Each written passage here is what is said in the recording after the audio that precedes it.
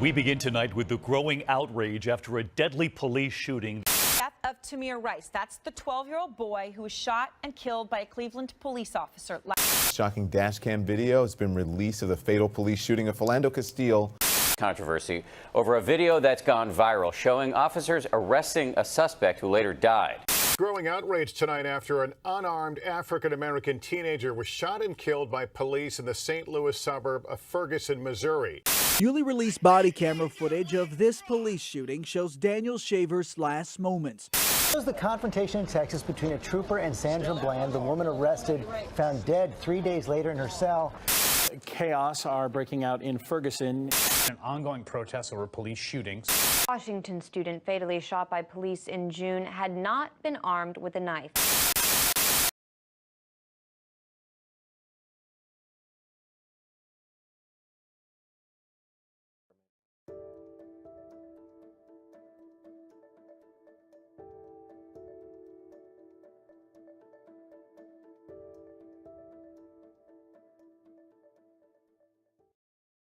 We were able to help kids out with new bicycles, less fortunate kids. We do fundraising and toys, for less fortunate children in the community.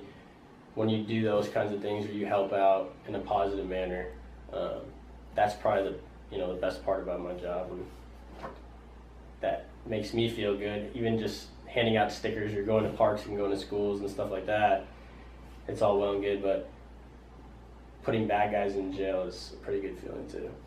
You see a lot of bad things, whether it's domestic violence or crimes against children, and the worst part is that it's unavoidable. You're going to see these things and you're going to have to deal with them at work, off duty.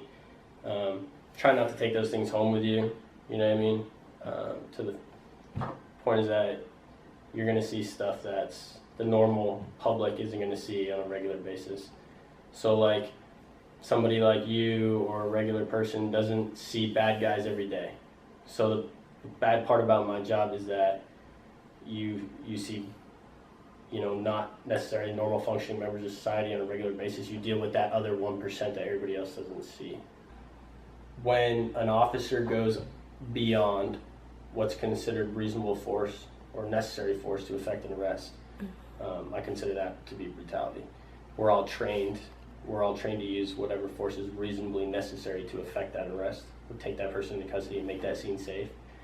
And we use what's called the reasonable officer standard. So if I see an officer, if I see someone who goes beyond what I would consider reasonable force, we're obligated to step in. So if that flag ever raised in me, if I ever see something like that, I'm obligated to stop it. But that's when I start considering it brutality. I handle things. I don't obviously target anybody specifically. We do what's criminal profiling, and we look for things, based on our training and experience. Okay, this car looks a certain way with this kind of individual. I can usually tell, that maybe there's some nefarious acts going on. In regards to the homeless, I can probably walk around Yuba City right now and name 20 to 25 different homeless people I know by first and last name and know their criminal history and stuff. I don't target them, but we do get a lot of calls when it comes to the homeless people and transients in the area. Most of the time it's businesses. They feel that their presence alone is going to affect their business in a negative manner because people aren't going to want to walk by them, or they feel as though a transient might ask them for money, or you know what I mean?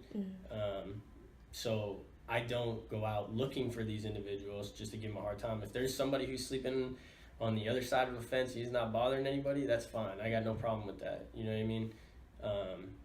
But the thing is, I do know these individuals because I've contacted them so many times that if a warrant drops for one of them or something like that, I can know where to find them. I know who they are just by looking at them. So it makes it easier to make that arrest. So it might seem like we're targeting them, but we contact them more than the average person because of their situation, right? It's something to a regular person, some kind of use of force to a regular person might seem excessive to someone who doesn't necessarily know the training and the tactics that we use and the reasonable force that we can use or why we do what we do.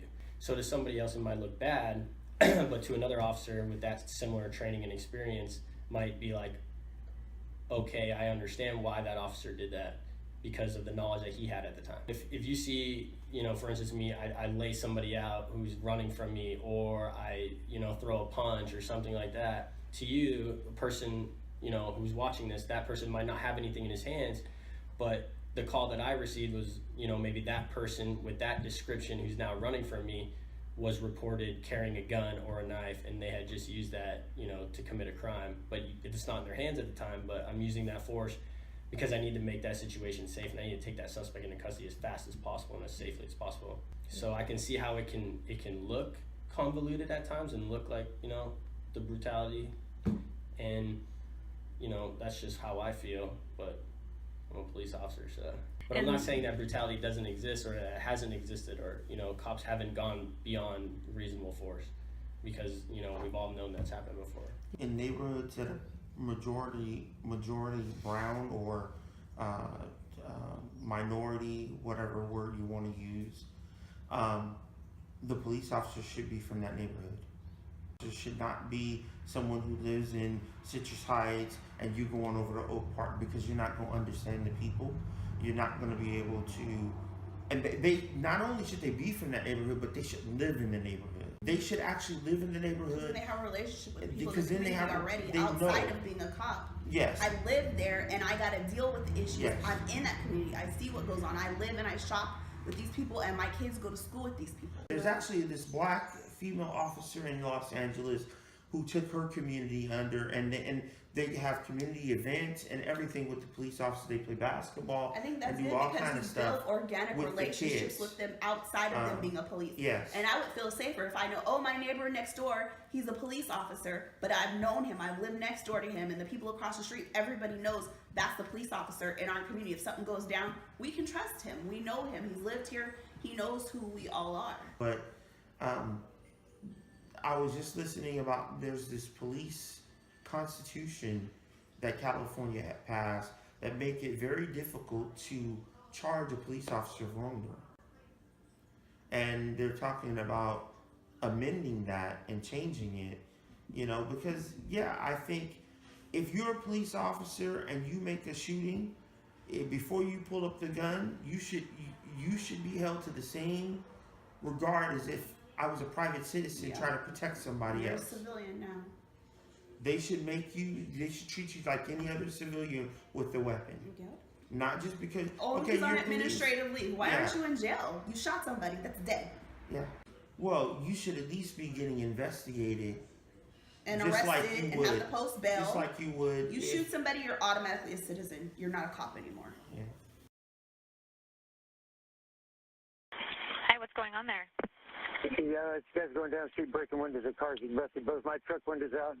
He busted in the people's backyard right now, across the street from my place. He busted two of my windows out, and he broke the car's window out across the street from me. Okay. Pointed in people's backyard right now. Do you know which yard he's in, what the address is? Oh, I can't see the address. Is he black, white, Hispanic, Asian? He had a hoodie on. I couldn't tell, ma'am. We have two ground units coming, too, that are on Meadowview right now, so they're... Okay.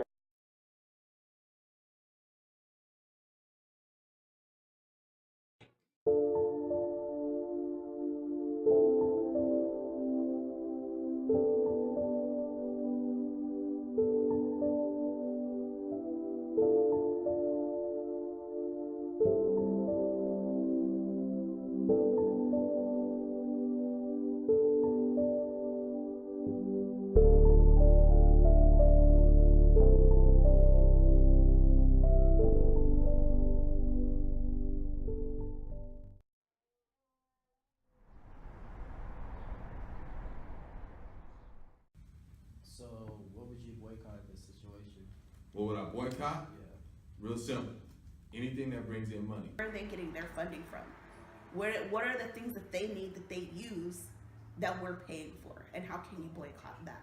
Like, I don't know, where do they get their uniforms from? Where do they get their supplies from? Where do they get their cars from? Like, what's the brand car that all the cops boycott Ford? Boycott Ford. Be like, you know what? You guys support cops. You supply cops with cars. don't nobody buy for a car. And if black people stop doing that, there'll be a whole lot of madness going on. How can you get Sacramentans to care about Stephen Clark? Well, the churches, first off.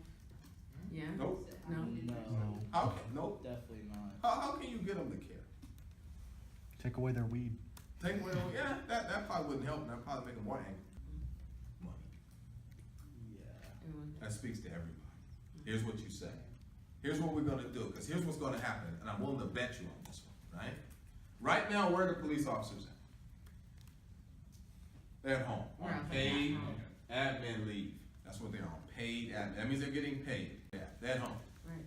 Chilling. Now they are stressed out, right? And they're gonna go to psychologists and all the rest of these things, right? Because they're stressed. They were inexperienced. They killed a man. They weren't trained. That racism system came into it because they were afraid because all the stuff they've done, all this, right? They're on paid admin leave, right? They're gonna go to trial of some sort, whether it's the grand jury or whatever, and guess what's gonna happen? Not guilty. Not guilty, right? Then what's gonna happen to them? They're gonna get fired, right? Before they get fired though, because of the union, they're gonna end up getting paid out. Yeah. Right? Then the family is gonna sue. And they're gonna win about between $2.5 and $5 million. Taxpayers are paying all of this. So how much do you think all this is gonna equal up to? It'll probably be about between 10 and $15 million. Why? Because all of this is prosecutors, lawyers, investigators, everybody, right? All of this stuff to find all this stuff, right? Juries, all these things, right? To fire people, to pay the police, right? The psychological that they have to go, all this stuff. And guess who's paying for it? Sacramento taxpayers are paying for all of this. So what happens is, what is the mass media going to continue to talk about though? The tragedy of race. They never going to talk, because if they talk about race and police brutality, who cares about it? No. People who are affected by it. Absolutely. But if you start talking about, listen, we've had 60 police brutality suits in Sacramento that have cost the city $200 million, and we're passing that on to you. Guess what the city of Sacramento is going to do? Hold up. Wait. What the? My money. Right. Absolutely. Absolutely. That's where my taxpayer dollars are going. You guys need to retrain those guys, fire those guys, right? But as long as we're talking about black and white and race, guess what? That's it. Keeps us away from what's really happening to us. You think that's by accident? That's a strategy. That's a strategy. Absolutely, and it's by design. Low-key, I'm not gonna hold, they're kind of dickwads for multiple reasons. Because, you know, I lived in the hood at first, and I remember we had to call the cops a couple times because my house got broken into like 6 times in the first week I moved there. And like, they always showed up like an hour and a half later. I live in like a nice peachy neighborhood. I got like old white lady neighbors. I called them, they get there in like 15 minutes. I'm like, damn, dude, like when I actually needed it, you know what I'm saying? Guys just run up in my crib, taking all my crap. No one showed up, you know what I'm saying? I think unreliable because most police officers, they're really just, they don't know what to do, so they find something to do. And they basically mess with a lot of black people, not just saying like they mess with white people too sometimes, if you would, you know, suspicious. Like me and my friend, we was just walking and freaking police started driving slow and they were like, you got a gun on you? And they were just messing with us the whole time until we finally got to our house. The first word that comes to mind for me is just unprepared. Unprepared. A lot of the times officers, like Jesse said, they don't really have much to do unless they're called. And so they look for trouble and they end up looking in the wrong places. That's why we have so many innocent people being affected. Me and when I lived in Madview, I had carpool with a friend, well, basically my brother Richard Starkey, and his mom used to drive us around. to get us back from school. My mom would pick us up and take us to school. The thing about Richard's mom, though, unfortunately, the unfortunate part is that she didn't have her L's. She was getting her L's, but she didn't have it at the time. So she picked us up from school. It's not like she did anything bad or nothing inside the car. You feel me? She just picked us up and dropped us off. That was the whole purpose of her getting in the car. We're on my way to my house. We're probably down the street from my house, passing that bingo hole on Florin. Kyle brings his lights. He pulls us over, and he was just like, "Oh, your left blinker went out, right?" I'm like, "All right, that's nothing, right?" I was like, "Mom could probably talk her way out of this," because it wasn't just me in the car. It's me, her, Richard, Samara, who was in about 5th grade, and Lily, who's our little cousin, who was like maybe 9 months old, you know? Cop pulled us over. Mom tried to explain the situation. The cop wasn't really listening to it. And then he made all of us get out the car. And when I say he made us, I mean he literally made us get out the car. And then on top of all of that, even though we were all minors, he searched me, Richard, and Samara, who was only in 5th grade, which I don't even think should have even been allowed, because, you know, we're minors and my real parent wasn't even present. Yeah, so he searched us, not just passed down, but literally searched us, went through my pockets, went through my backpack, went through all my shit. And then after he searched everything, including Lily's car seat, I ended up having to walk. Me and Richard had to walk down the street to my house, carrying Lily's car seat with her in it, all the way to my house, while Mom and Samara was waiting outside to get picked up because we're watching our car get towed.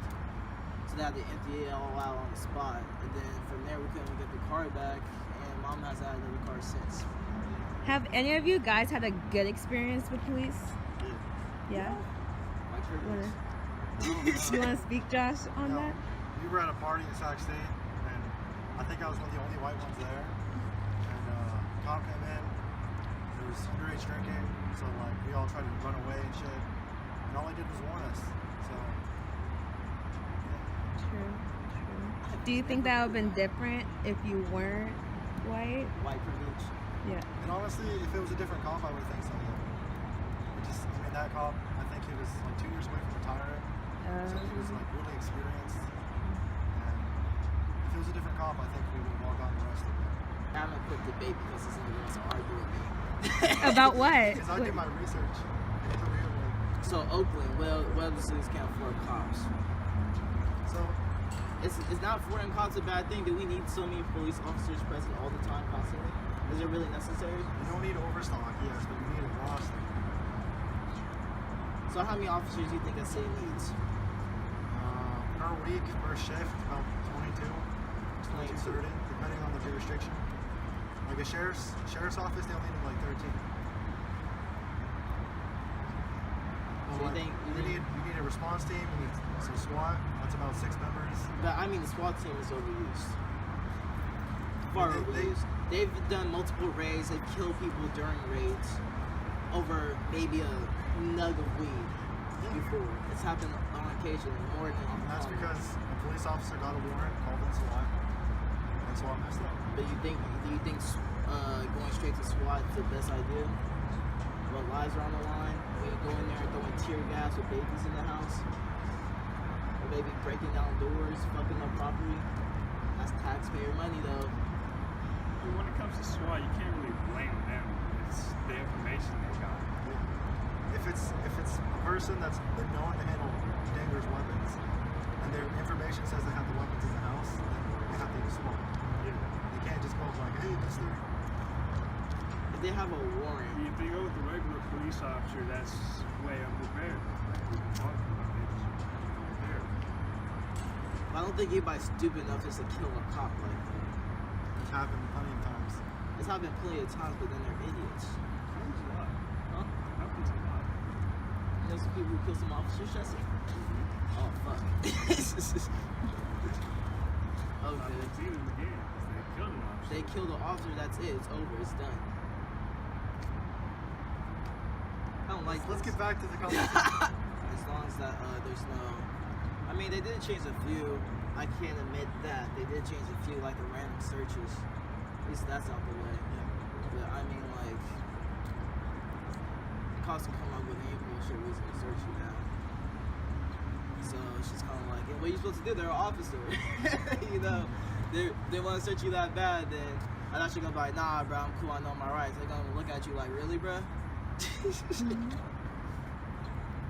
you're black, they're gonna look at you like you know nothing about law.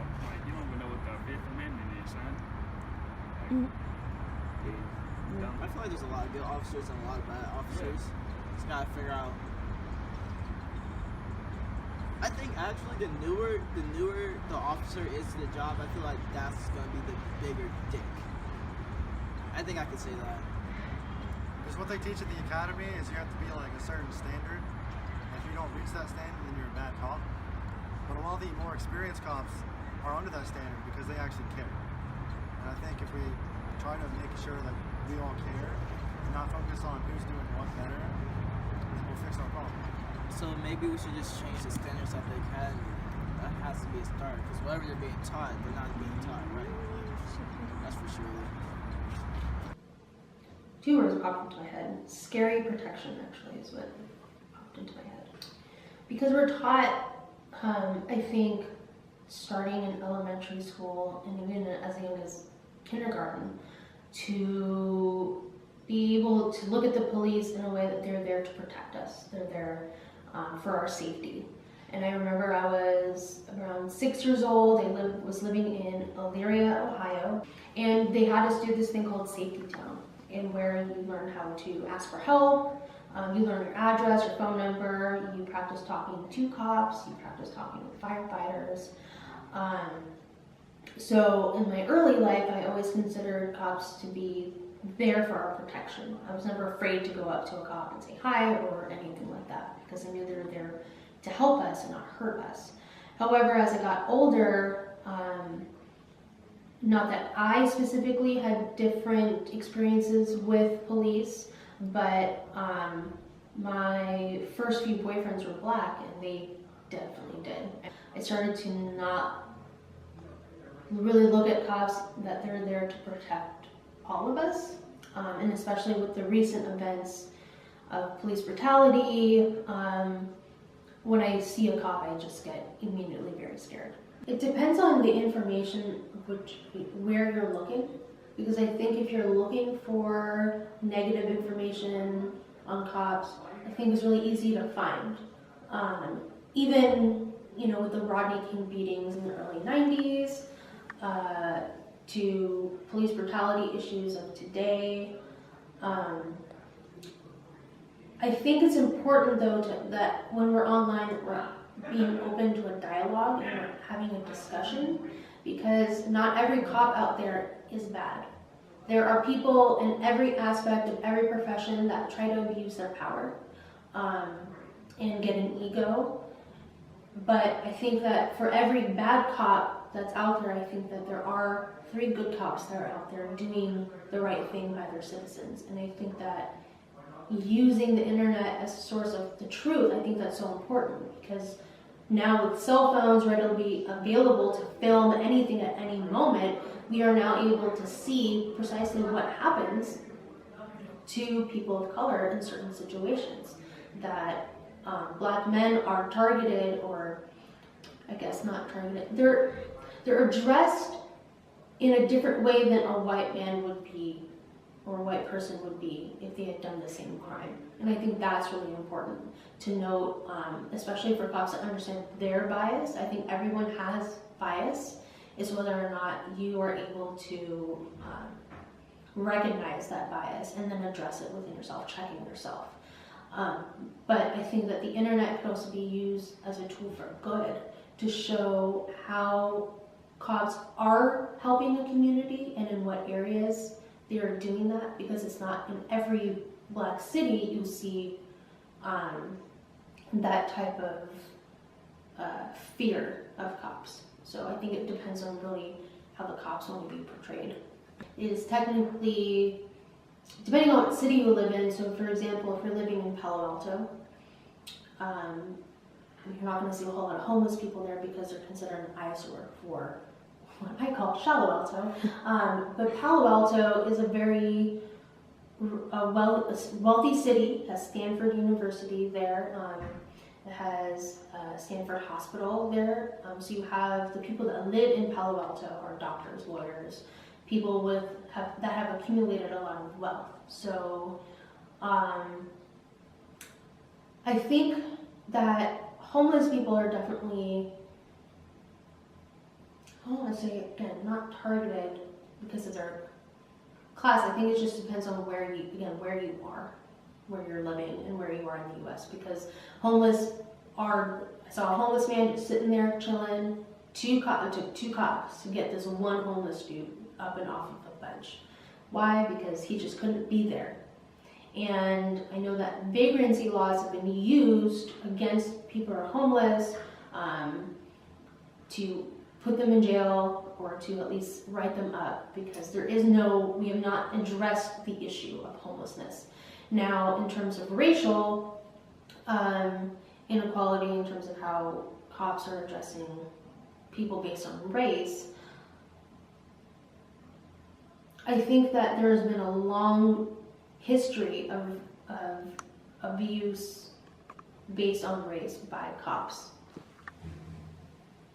Whether to say that that is statistically true today, all we can look at is who is more incarcerated. And the more people who are incarcerated are men who are black and brown. And that's just the truth. So. Honestly, I would probably be trash. That's honestly my opinion. Who are you? Okay. Yeah. First word that pops in my head is probably death. I don't know, there's nothing more to that. I'd say the first word that pops into my head is authority. I see them all around, like Old Park and stuff, and it's like, I don't know how I feel about it, but sometimes I just have these thoughts like, I can't trust them. Because I never like witnessed it, but I have people who have like witnessed it before, so it's like I don't know type of situation. Discomfort's definitely there. Like, you'll just be driving, all of a sudden it's just like, you get really uncomfortable when a car passes by that happens to be a police car. You start freaking out for no reason, even though you're not doing anything wrong. So I'd say the discomfort's there for me too. I don't feel segregated or like they're gonna attack me or anything, but they just seem kind of intimidating whenever I see them. Social media has definitely helped out African Americans, definitely, but like helping out police officers, definitely not. It's definitely showing what they're not supposed to be doing, which is every video we see, it's something they're not supposed to be doing. Even like if you're driving down the street, you'll see a police officer like doing all these illegal moves, and it's like, I know you're not supposed to be doing that. So with social media and being able to capture anything, it's like, this is what they're doing, this is the evidence.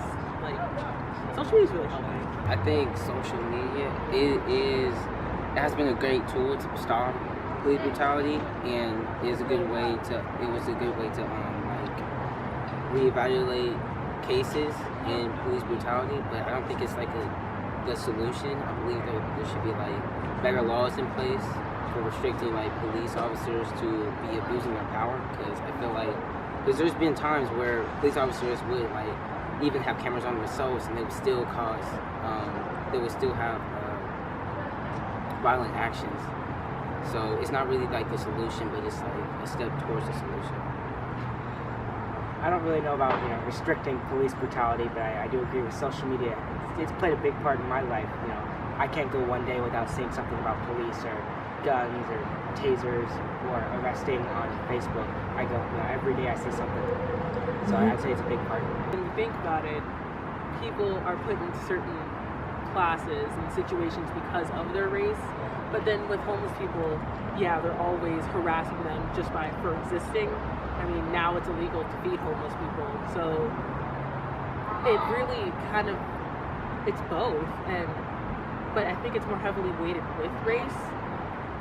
But it's definitely both. A police officer will show great disrespect to a homeless person, but from my experience, I don't see that a lot. I see it sometimes, but I feel like I agree with Eli. It's like mainly pointed towards race and discrimination, because you see like more deaths of young black kids or just African Americans in general than like homeless people, where they would just arrest them while they would just be shooting African Americans. I'll be watching TV one day and they'll have a story about someone being arrested, and it's rarely a white man. It's usually always an African American teenager, young, and they always try to make them look bad. You know, they'll show like the video of them going to court, and they're like, fine, put the mugshots of them all dirty and messed up. So I'd say it plays a big part that discrimination. I don't know. I don't have a really good connection with police because police are always trying to get somebody in trouble. They're really nosy, and they think they're superior. Back in the day, like far back in the day, I was arrested. And when I went to juvenile hall, I seen that there was an immense number of black youth and Mexicans, Hispanics in there, but there were barely any white people. And I just thought that it's not fair that all the black kids always are going to jail and stuff, and there are white kids doing that. I feel like they like get free passes and stuff. They always just like the school shooter. Yeah, like school shooters. Like school shooters, they always say that they're getting bullied and stuff. And it's like black kids will go to school, go to jail for fighting and stuff, but they were like getting bullied too, but nobody will ever say anything about them being bullied. It's only when a white person is bullied. It's not fair. Like there's a real imbalance in the system of America today. Difficult situation for a lot of them. I think it's probably a very difficult job, and I think there's a lot more good ones than bad ones, but the smaller percentage of bad ones kind of ruin it for a lot of them. But to me, it just seems like a very difficult job. It's life or death. You know, upholding the law. It just seems like it's a tremendous amount of stress, and I don't think they get good compensation. And that's probably the reason why we have trouble with certain things. You know, I think they should be paid more and stuff like that. So now I think it's starting to come out a lot, and it's kind of frightening people. But that's a good thing, because police corruption is, you know, it's a real problem. And like I said, I think policemen should get paid more, should be compensated, maybe have more training to help them deal with certain things. But it's definitely a real thing, and police brutality is, you know, a horrible thing. But I like to say we're moving forward, and things like social media and body cams are a good idea, so people are responsible. More training, diversity would be great too, to try and recruit from all different communities. You see, I guess people from a lower income, lower class are probably more likely to get harassed, but I think there's definitely a race issue. Minorities in particular are targeted, I think, and there's also, you know, it's a hinting at kind of a race issue in the country that's not just delegated to police brutality. I think it's also in a whole thing that's going on. I think race is a big factor in what's happening, but I think there's, you know, Martin Luther King was a great leader because he was very trying to help his people, but he also wanted to help poor people. And I think that's extremely important, because those are really the people who are suffering. It doesn't matter if you're white, black, Latino, Asian, anything. If you're low income and you're poor, then that's difficult. It's vital for both sides to communicate with one another, and that should be part of the police training, is and maybe figure out programs like running like a basketball game for youth or something like that in a lower income community, or maybe a community that's hit with a lot of violence and stuff like that.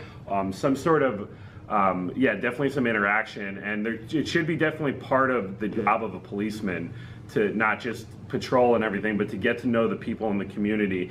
I would assume, I would think the better policemen do that anyways. The higher ups in the police force, like we're talking like lieutenants and I don't know how, like what the hierarchy is, but you know, not just policemen, because they're not really the problem. The policemen, the patrolmen who are maybe committing the crimes, it's more the problem of the higher ups who aren't, you know, punishing, aren't training them the right way, and it's systemic racism in the country. I just think that they terrorize Black communities.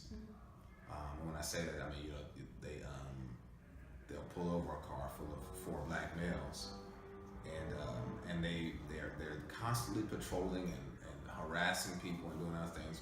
But the crazy part is that crime never goes down in those areas. So, you know, it's like, are you guys really policing, or are you terrorizing? I think they terrorize neighborhoods, and they just pick on the weak. That's what they do. They pick on people they know that they can. That people that are on parole, or they know that have some dirt on them, or so on and so forth. But they don't do a lot of policing. In other words, they don't try to solve problems. I think they just try to control, because that's what they believe about. Have you ever had a positive experience with a police officer?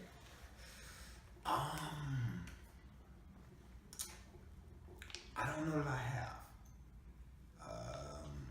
I guess maybe somebody let me off once, but I don't even know if that was a positive experience. I don't know that I've had any positive interactions with police officers, other than my friends that are off duty, but I don't know that I've had any positive interactions with police officers. I think that one of the greatest things you do see is the divide and how things are seen. Even, you know, and the best case that I think we can point to is the Rodney King case. And I was a really young man at the time, so I was able to look at the video. And when you look at things about Rodney King, I think they had a documentary on O.J. Simpson and some other things. Everybody, especially people of color, were like, wow, they're finally going to see what we've been talking about for years now that we have cameras. And of course, we know how that ended. The police were acquitted, and then it just shows even now how police brutality is out of control in our communities. And I mean, I have my personal thoughts on why it is, but that's neither here nor there.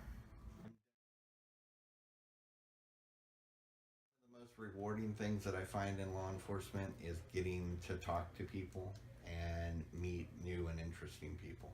That's probably, and helping those that are in need. Those are the most rewarding parts of this job. Oh my gosh, there's a lot of good memories as a police officer. I would say probably one of my strongest, most cherished memories is when I worked for Marysville Police Department, and I rescued 2 kids out of the river that were about to drown. The worst parts of this job are having to deal with people that have committed suicide or died at the hands of another person. I don't condone police brutality. I know it does happen, although in my career in local law enforcement for 25 years, I've never witnessed or been a part of someone to an incident where an officer has used excessive force. We train heavily on using that force which is necessary to effect an arrest, and once that person is subdued that's resisting, that's when the force stops or neutralizes. I don't think it exists in the Yuba Sutter area. So I watch the news just like everybody else, and I see that there are instances of claimed police brutality, often in the South, and I think that when they do have cases of police brutality, it's probably based on demographics and not a race issue. But if you have an area that has a high population of Hispanic people, or a high population of Indian, or a high population of African American, those are the people that are going to be committing crimes. I'm a big fan of body cameras and in-car cameras, and I'm a big fan of transparency and releasing information as quickly as possible, because I know in our department, the body cameras and camera footage 99.99% of the time shows that the officer was doing exactly what we are supposed to be doing, protecting ourselves, protecting the public in fights and resisting arrest. And they never show that the officer was heavy-handed or using unnecessary force. So I think that transparency and the law enforcement could do a better job of quickly releasing that information to the public. I think it would build public trust. keep fighting and keep pushing back and trying to establish a relationship with the good members of the police department and respect the police, you know, the best you can, and maybe, you know, more awareness. So this problem, if it's not going away, we got to make it huge. Like you said, on Facebook and Twitter and social media, like if there's a violation that's on camera, it should be out there and it should be spread so that we can reduce that, and just more exposure, because I think your average human, when they see something like that, it's disgusting. In my opinion, I think there's a lack of connection between the police department and the community. From my point of view, I know there is opportunity for connection. I myself, I know the chief of police, and I have made a connection with him.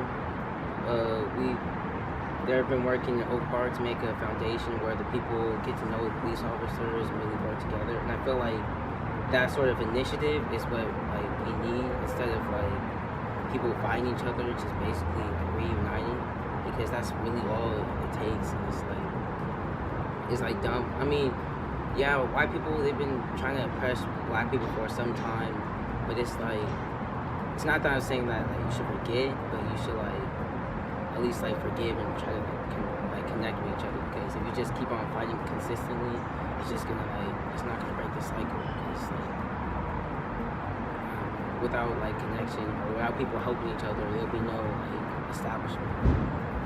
I definitely think police need to change a lot of stuff, but then also there is the POC, people who don't have that good relationship, but it definitely is the police's fault. I definitely feel that it is possible to gain a relationship and for everything to work the way it should be, but I don't think it's anytime soon. The way I think we could fix it is by not being so lenient towards white people, especially in government and with arrests. It's going to be a long work in progress. I think that one of the things I thought of while I was listening to the other two was maybe police helping out more in the community, because I feel like they are such an authoritative image, and they don't really connect with the people, like Zuri said, is to be fixed. And I feel like people try to hide that and shoo away from it because it makes them comfortable. But you can't do that anymore. They need to just chill, really. Stand their ground and not look for something when there's nothing to look for. Just wait. Truly. If you don't have anything, do something nice to do for your community.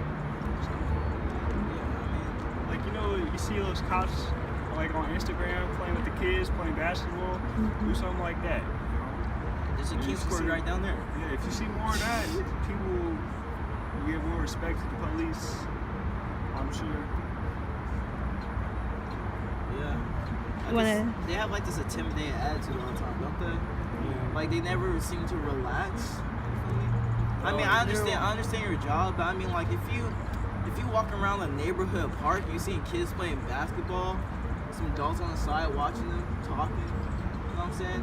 You have your guard up, you know what I'm saying? The first thing you feel like you don't have to have your guard up you're about to reach for a gun to shoot somebody. Chill, be like, hey, yo, what's happening? That's why it depends on the cops, because I know plenty of cops who do that.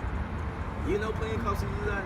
I for sure don't. I mean, honestly, all we can really do is try to change the laws. Because the laws for the cops, they always have the call for backup. There has to be 2 or more on scene. I mean, and the shitty thing is, they're allowed to use lethal force as a primary option. So, all we can really do is try to change the laws. Every day is something different. Every day is a new adventure. I'm lucky enough to have a career where you wake up in the morning and you're not upset about going to work. I take pride in what I do, so I'm excited to wake up and help the community or put bad guys away and keep the civilians of Yuba City safe from crime. So I think that as a police officer, people look to you, they come to you with their problems, they need your help, so you want to be trusted, and you want the community to like you, to have your back. And I feel like in Yuba City, our community does have our back, and they do like us. that's the experience that I've gotten here. I've been in a foot pursuit or a fight with an individual where another civilian has jumped out of his vehicle and helped me take that suspect into custody. That doesn't happen in some areas of the country, so I'm fortunate in that aspect. But I just think, you know, we keep doing what we do, go have those, you know, charity drives, go out there, talk to kids, you know, stickers like this, you know, start young, because, you know, kids are impressionable, so if you just do what you're supposed to do and act right, then nobody can really think negative of you, so. We have to vote. You gotta vote. You gotta either vote people that are from your neighborhood, that are intelligent people that aren't gonna abuse the power. I think that starts with the police, because historically speaking, black and brown people have a right to not trust the cops. That's just a matter of fact. So I think it's really up to the police department on how they want to reach out to the community. It's very similar to a teacher or a principal and how they address their classroom and how they address issues in their classroom. If you want to go the punitive route, yeah, you can give that kid detention, you can suspend him, you can have parent meetings, and you can make it a real punitive experience. Or you can get to know the people that you are serving and address their concerns and needs. I think that cops should be having more like town meetings with their community that they serve, addressing their questions and concerns about what their safety concerns are. And I know that it's not like black people and brown people are like want drugs and violence in their neighborhoods. They don't want that at all. But they don't know that the cops are necessarily going to be the ones to help alleviate that, right? So that's why you have a lot of church outreach in these type of communities, because they feel like they have to take care of themselves. So if the police department is able to do like an outreach program, and where they're not, you know, coming at them in a punitive manner or in a manner of power, I think having just an open dialogue with them and truly listening to the people's concerns. And then I think it's fair for, you know, communities to do the reverse, to listen to the police, listen to what are their jobs like, what do they face on a daily, what do they face every single day, you know, because walking out there not knowing what's going to happen, I think that's something for us to take into consideration as well. You know, that they are putting their lives out on the line for us.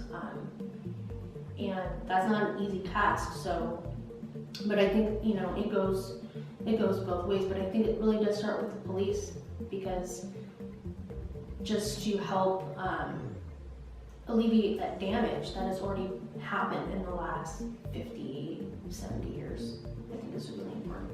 One thing that we can do is like the Black Panthers did, and that is to police our own communities.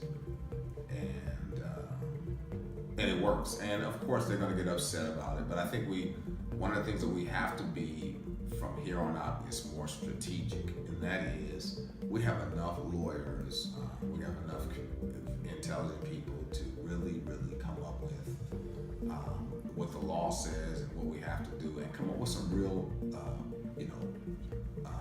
solutions to the problem. Because even Huey Newton was a law student at the time, so, but he wasn't, you know, a lawyer. He hadn't passed a bar exam, whatever. But I think we have enough lawyers who could read all of the law and know exactly what we're supposed to do to police our own communities. And once you do that, because one of the things that we do know about America, especially the police department and government agencies, is when you hit their pockets, they listen.